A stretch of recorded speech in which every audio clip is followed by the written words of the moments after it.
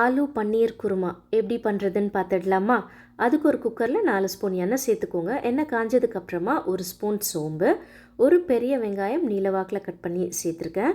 வெங்காயம் நல்லா வதங்கினதுக்கப்புறமா ஒரு பெரிய ஸ்பூன் இஞ்சி பூண்டு பேஸ்ட், இஞ்சி பூண்டோட பச்சை வாசனை போகிற அளவுக்கு ஒரு 2 நிமிஷம் இதை நல்லா வதக்கி விட்டுக்கலாம். அடுத்து 2 தக்காளி ஃபைன் பேஸ்ட்டாக அரைச்சி வச்சுருக்கேன், அதையும் இதில் சேர்த்துக்கோங்க. தக்காளி நல்லா வதங்கினதுக்கு அப்புறமா தேவையான அளவு உப்பு, 1/2 ஸ்பூன் மஞ்சள் தூள், 1/2 ஸ்பூன் குழம்பு மிளகாய்த்தூள். மிளகாய்த்தூள் உங்கள் காரத்துக்கு ஏற்ற மாதிரி சேர்த்துட்டு ஒரு 1/2 டம்ளர் தண்ணி சேர்த்துக்கோங்க. மசாலாவோட பச்சை வாசனை போகிற அளவுக்கு இது கொதிச்சு வரட்டும். குருமாக்கு ஒரு தேங்காய் பேஸ்ட் ரெடி பண்ணிக்கலாம். 4 ஸ்பூன் தேங்காய் துருவல், 1 ஸ்பூன் கசகசா, 1 பச்சை மிளகாய், 10 முந்திரி, 1/2 ஸ்பூன் ஜீரகம், 1/2 ஸ்பூன் சோம்பு. பச்சை மிளகாய் உங்கள் காரத்துக்கு ஏற்ற மாதிரி எடுத்துக்கோங்க. மிக்ஸி ஜாரில் சேர்த்து ஃபைன் பேஸ்ட்டாக இப்போ அரைச்சி எடுத்துக்கலாம்.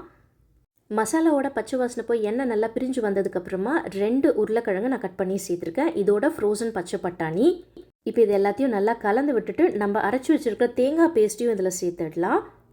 உங்கள் கன்சிஸ்டன்சிக்கு ஏற்ற மாதிரி தண்ணியும் சேர்த்து இப்போ இது எல்லாத்தையும் நல்லா கலந்து விட்டுட்டு மூடி வச்சு ஒரு 2 விசில் இதை வந்து நம்ம குக் பண்ணி எடுக்க போகிறோம்.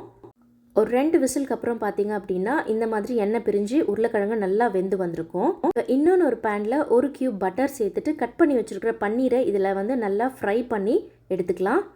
ஃப்ரை பண்ணி வச்சுருக்கிற பன்னீரை குருமாவில் சேர்த்துட்டு கொத்தமல்லியை ஆட் பண்ணிக்கலாம். இதை வந்து ஒரு 3 நிமிஷம் கொதிக்க விட்டு இறக்கணும் அப்படின்னா நம்மளுடைய ஆலு பன்னீர் குருமா சூப்பராக ரெடி ஆகிடும். கண்டிப்பாக ட்ரை பண்ணி பாருங்கள். சப்பாத்தி, ரோட்டி, நானுக்கு இது வந்து ஒரு பெஸ்ட் காம்பினேஷன். இந்த ரெசிபி பிடிச்சிருந்தால் மறக்காமல் லைக் பண்ணுங்கள். உங்கள் ஃபீட்பேக்கையும் மறக்காமல் கமெண்ட் செக்ஷனில் ஷேர் பண்ணுங்கள். பாய்.